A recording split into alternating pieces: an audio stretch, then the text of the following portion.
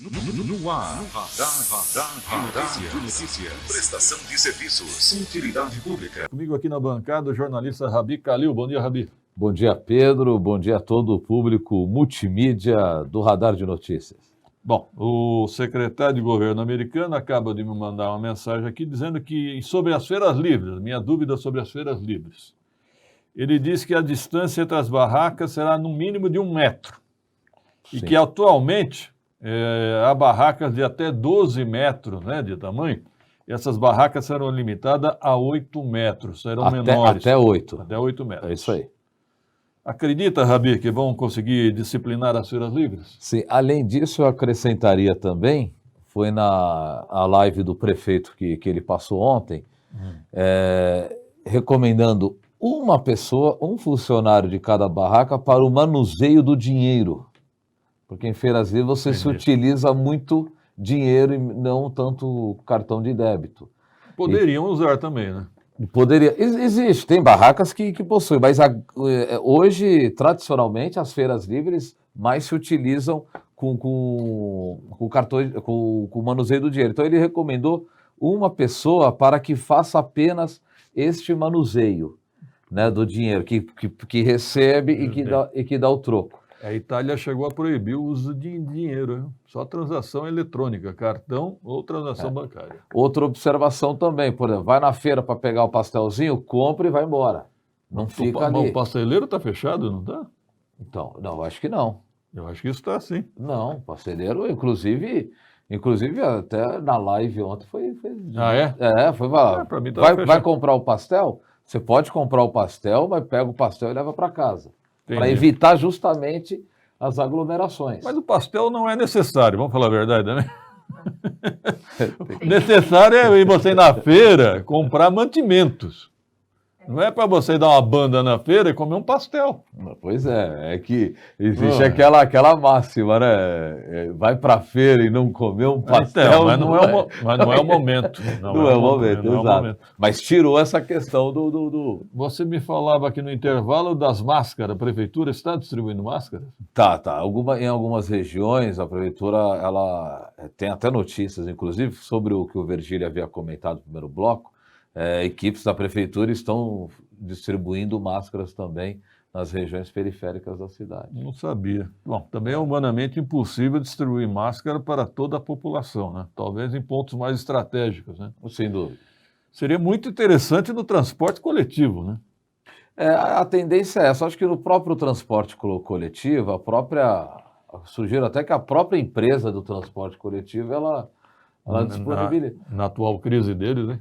Mas, por exemplo, um decreto que veio num feriado, vamos supor. Ontem. Foi à noite num feriado. Hoje começa a obrigação, né? Tem aquele trabalhador que vai sair para trabalhar hoje, que ele trabalha no supermercado. Nem sabe. Que ele não sabe. Então, por exemplo, acho que a empresa deveria estar sugerindo isso daí e fazendo uma saída, né? Aliás, vamos divulgar, né, gente? Aí passa a ser obrigatório o uso de máscaras no transporte coletivo. Os motoristas estão até autorizados a não permitir o embarque do passageiro, hein? Exato. Inclusive, você falou em divulgar, foi uma boa observação que o prefeito ontem, em sua live, ele deixou claro, inclusive, que está flexibilizando a partir de hoje as bancas de jornais, revistarias, que estão liberados a partir de hoje, justamente para ajudar na comunicação. Existe muita questão da informática hoje, mas tem muitas pessoas... Mas o decreto do governador Dória permitia as bancas de jornais, o de Guarulhos não, né? Havia um conflito. Havia. Não só bancas de jornais, como também na questão dos estacionamentos. Aliás, eu até conversei com o prefeito a respeito, amanhã o prefeito Guti deverá estar conosco. Eu acho um erro... Por exemplo, os profissionais de beleza, eles estão autorizados a ir nas casas, nas residências das pessoas. Eu acho errado. É muito melhor você ir num salão de beleza com horário marcado, em que lá o profissional esteja de máscara, álcool gel, luva, higienizado, do que ele vir na minha residência. Também. Concordo. Então, eu acho que é um ponto que o prefeito Guti, o governo Guti, precisa rever. Outra situação que ninguém falou, lava rápido. Como é que você vai higienizar o carro? Perfeito. O meu está imundo. O meu também está imundo. O meu está imundo. O meu não está mais sujo. O meu está imundo. Aliás, o Roda Center agora está higienizando o carro com produto de hospital. Gostei da iniciativa. Boa ideia. Boa ideia. Boa ideia. É sanitização, é isso? É sanitização, exatamente. Então, Só uma observação, Pedro.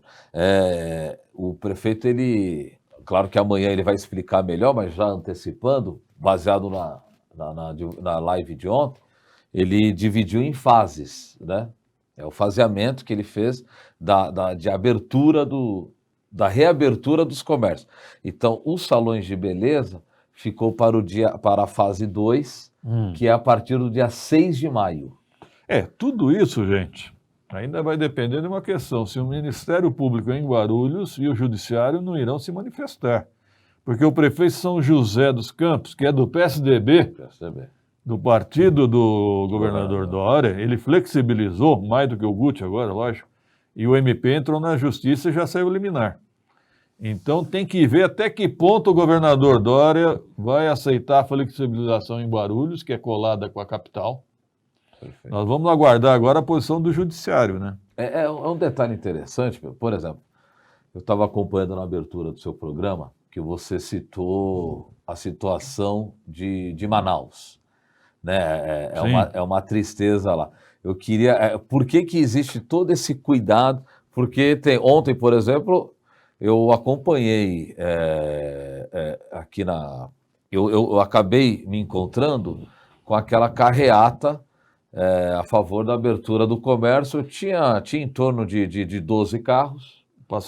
Carreata bolsonarista. Isso. Se você contasse com o meu, que eu não participei, eu cruzei, daria uns 14 carros. Mais ou menos. E filmei, se alguém achar ruim, discordar, eu tenho essa imagem, uns 14 carros. Então, assim, qual que é o cuidado? Pegando o gancho que você fez no primeiro bloco, veja bem, lá em Manaus eu fiz questão de anotar que é importante as pessoas saberem a dificuldade, né? As pessoas estão morrendo em casa. Sim. Sem atendimento. Por quê? Porque os leitos de UTI em Manaus, 91% já estão esgotados, ou seja, não tem mais leitos disponíveis.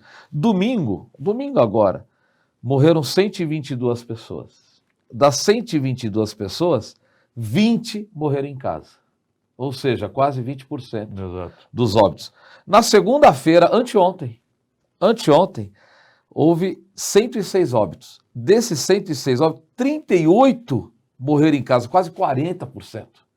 Né? Em um dia dobrou o número de pessoas mortas dentro de casa. Sem atendimento médico. Sem atendimento médico. Então, é esse o entrave. O questionamento é esse. E cadê o governo federal com um hospital de campanha? Pois é.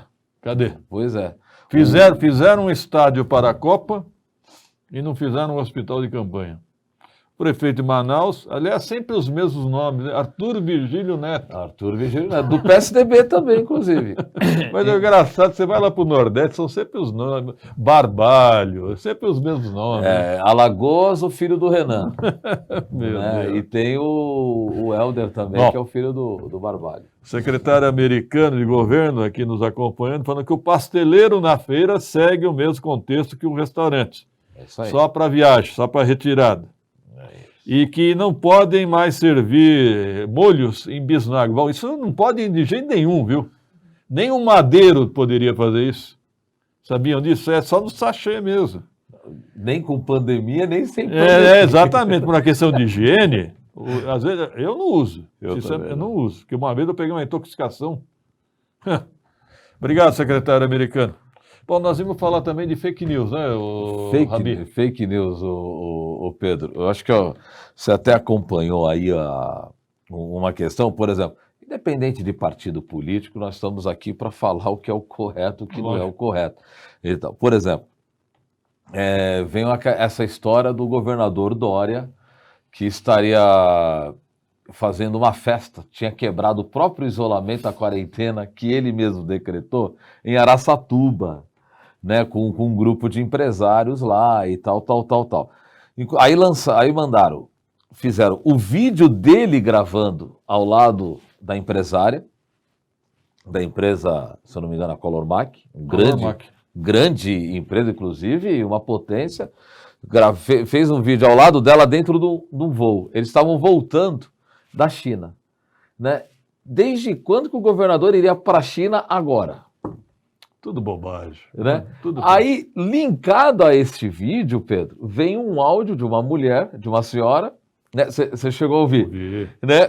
Mandando para uma suposta prima, falando, prima, o povo tá indo lá para a fazenda, para o rancho lá, vão quebrar tudo. Olha, e não são áudios amadores, não, viu? Parecem atrizes interpretando. É uma boa observação que você fez. Essas fake news são tão elaboradas, parece que é uma conversa comum entre duas comadres, mas não é. Você percebe que são pessoas interpretando um texto. Profissionais. As fake news são produzidas por profissionais. Deu aquela repercussão danada e tal, depois que destruiu a imagem do cara, aí o Palácio do Governo foi e falou, olha, o governador está aqui na residência oficial, né, no Home Key. Ele esteve, inclusive, na China, mas ele foi ano passado, levou um grupo de empresários. É engraçado que algumas pessoas estão cultuando ódio aos jornalistas, aos órgãos de imprensa e ficam acreditando em notícia de WhatsApp. Isso aumenta a ignorância de forma impressionante. E a cultura do ódio também, né, Rabi? Você sabe, olha, engraçado que até na TV, outro dia eu estava esperando começar o Jornal da Band, que eu gosto, aí por acaso eu estava assistindo o Datena. Está surgindo aí um novo xerife do consumidor, abre aspas. O ex-deputado estadual Fernando Capês, atualmente ele está no PROCON de São Paulo. Presidente do PROCON de São Paulo. Pois é, ele foi presidente da Assembleia Legislativa. Isso. Foi questionado por aquela questão da merenda escolar, que o Alckmin pagou essa conta, politicamente. Foi. E agora ele é o novo bambambam, o novo paladino. Vem aí, o paladino do consumidor, Fernando Capês. E, para minha surpresa, o Datena chegou a dizer, tem dono do supermercado que é pior que o PCC. Eu falei, como é que um jornalista fala uma coisa dessa? É um absurdo. Isso é cultuar o ódio. Aí o Fernando Capês chegou a dizer assim, o dono do supermercado tem que vender sem lucro. Sim, vai nessa. Quer dizer, o produtor aumenta e o cara vai trabalhar de graça. Pois é. E foi até constatado, por exemplo, o xerife esteve aqui no Jardim Palmira. Não vamos longe, não. Sim. O xerife esteve no Jardim Palmira, aqui no supermercado. Supermercado até conhecido da região. Sabe que todo bairro tem aquele comércio que é o mercadinho do bairro. O mercadinho do bairro. Ele estava lá no Jardim Palmira. Constatado o preço abusivo, o comerciante apresentou a nota fiscal do que ele pagou. De origem. Ele falou, olha, eu paguei isso. Então. Né? O que eu vou fazer? Entendeu? Não tem cabelo. Às vezes não é o comerciante que tem que ser punido, às vezes já vem lá Então, mas vamos parar com isso. Da distribuidora. Agora é paladino do consumidor, dizer que empresário é pior que o PCC. Não dá. Isso é abaixo da crítica também. Não dá. Aí você pega o Datena também, usa a imagem do Onix, com a menina atrás, Globo Lixo falando de outra emissora. Horrível, né? Virou um campeonato de várzea. Mas nem na várzea, inclusive, às vezes tem mais respeito e ética do que grandes porque apoia, né? Exato. Obrigado, Rabi. Eu que agradeço, Pedro. Muito obrigado. Até a próxima, se Deus quiser. 7h30, produção. Rápido intervalo.